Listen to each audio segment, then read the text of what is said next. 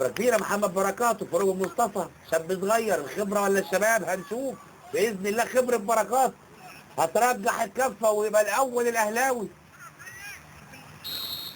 صفارة مشعيب وبركات، بركات جون جون جون. يا محمد يا بركات، يفرق كتير جدا جدا الهدف ده، باذن الله هيفرق، وان شاء الله هنشوف اهداف ثانيه على مدار الشوط ان شاء الله. البزارت هيبدا يتخلى عن حذره منذ الكبير، لسه بقول اهو الكادر جايبه على طول على طول اهو، بيبدا يصحي لعيبته، هيبدا يبقى فيه مساحات فيها، يبقى فيه ثغرات كبيره في خط ضغط البنزرتي، نتمنى بقى يستغلها النادي الاهلي. اصابه نجيب هتفرق مع كابتن حسام البدري. هنشوف بقى هل يا ترى هيبقى احمد شكري هيلعب كباك رايت ويضم وائل جمعه لجوه جنب نجيب؟ هنشوف.